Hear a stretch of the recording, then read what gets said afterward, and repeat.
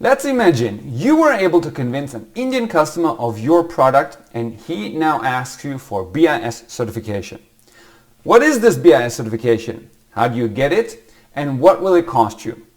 This and more about BIS certification under the FMCS scheme in this video. If you aren't sure whether it is BIS certification under the FMCS scheme or BIS registration under the CRS scheme, please watch the video from the week before last. You will find the link in the description of this video. Otherwise, it's off to the races with everything to do with BIS certification.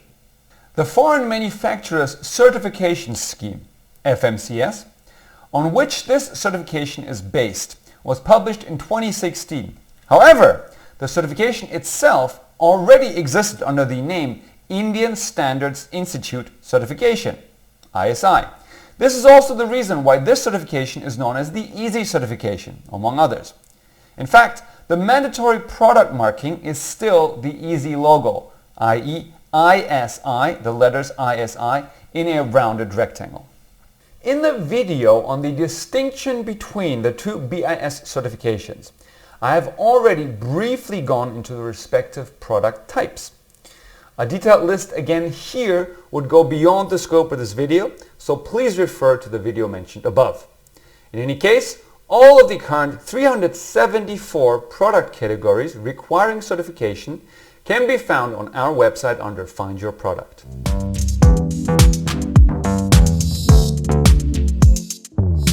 Okay, so let's start with the process and then move on to other details on BIS certification after.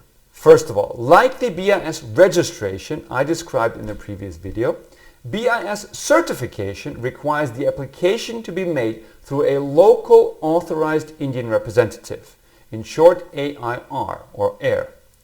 Now, this is a purely bureaucratic step, but it means that as a foreign company without a branch in India, you can never submit the application yourself.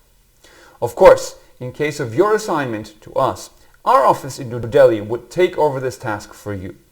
Now, the application itself consists of 22 documents, which should mainly describe the product, the production, i.e. the factory, and the existing quality assurance system.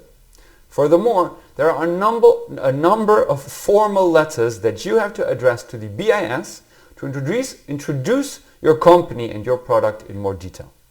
Most of these documents, if you are ISO 9000 certified, you should all have already. However, it may still take a few days or even weeks to prepare them correctly. All these documents, read each individual page, also need to be stamped at the end.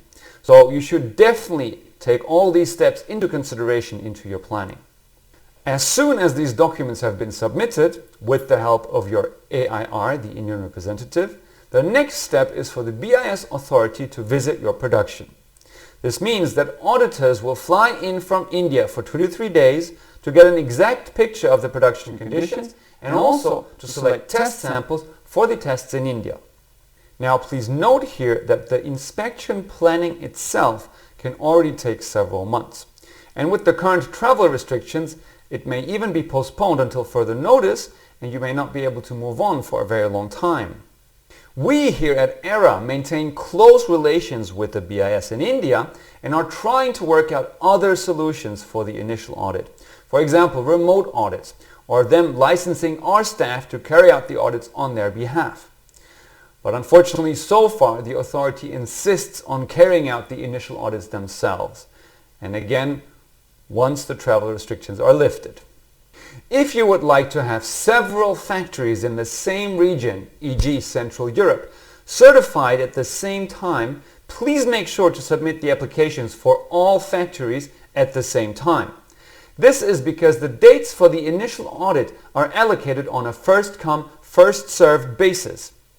This means that applications submitted at the same time will also receive dates for the initial inspections that are close to each other. Then the auditors can work through all the different inspections in one tour. However, if you submit the applications at different times, you will receive dates that cannot be combined, and this will only increase your costs. Now, as I said earlier, in the initial inspection, the auditors select test samples for testing in India.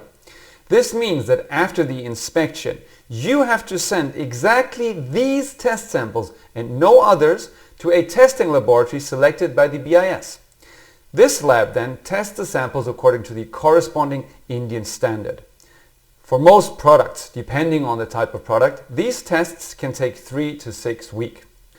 But for technically more complicated products, this could take even longer. Also, for most products within this scheme, you will need to show your test facilities to the auditors during the inspection and conduct a product test according to the Indian standard. That means you must have the appropriate testing facilities on site. You cannot, for example, refer to your trusted laboratory in the neighboring town for this.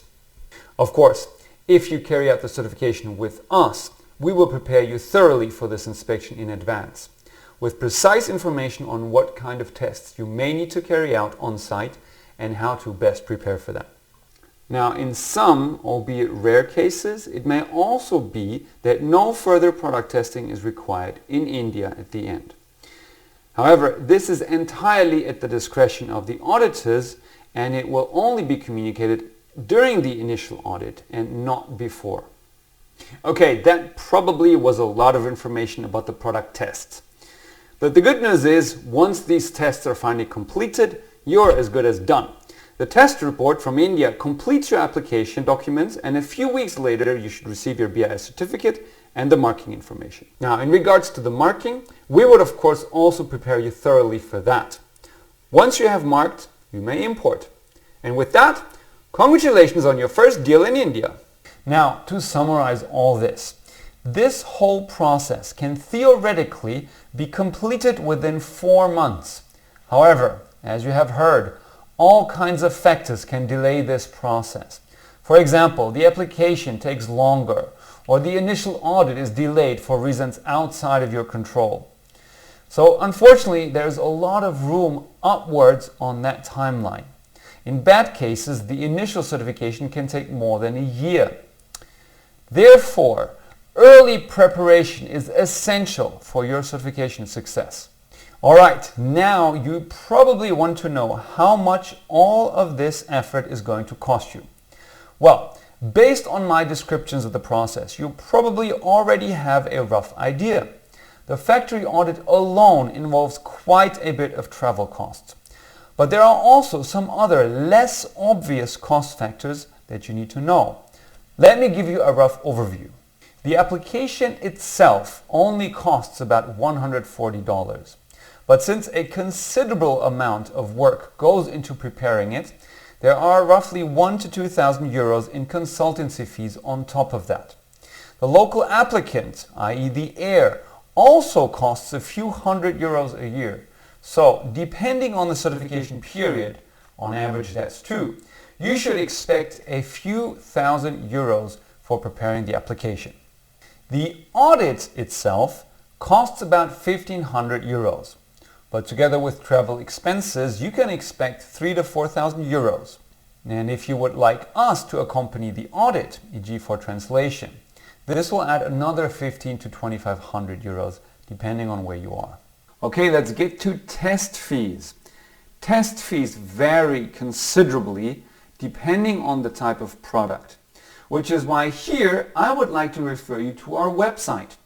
On our website, in the Find Your Product section, you can search for your product, and under Details, that's the 3 dashes on the far left of the table, you can also find test costs for most products. Unfortunately, this is not the end of the story. The peculiarity of BIS certification under the FMCS scheme is that you have to pay a marking fee for each mark on each individual item. And while this fee per individual mark is very low, only a few cents or even fractions of a cent, below a certain number of pieces annually, and for most products, this minimum value is 1 million individual pieces being imported into India. You have to pay a certain basic fee. This basic fee is between 1,000 and 4,000 euros per year per plant for each individual certificate. So all these costs added together, you end up with 10 and in some cases, like steel, up to 30,000 euros in costs. However, the advantage of BIS is that after this initial certification, in the following years, you only have to pay the agent fees, marking fees, and a small administrative fee annually. Running costs are thus in the mid 4-digit range per year. Please take note here though, that you have to pay the follow-up costs for all years applied for right at the beginning when you apply. So we recommend a 2-year cycle of certifications. Your certificates will always be valid for 2 years and you apply for renewal every 2 years for a further 2 years. Another special feature of BIS certification under the FMCS scheme is that you must provide a bank guarantee of $10,000 for the entire duration of the certification. However, I can reassure you somewhat here. In the entire history of this certification, we at ERA have never come across a case where this bank guarantee has actually been claimed. Okay, now you have a good overview of what BIS certification means and how to prepare for it. I know there was a lot, but please do not hesitate to contact us if you have any questions about it. As always, I also welcome any hints or comments if you feel like it. Otherwise, I'll see you again next week in the next video. Thank you for your attention and take care.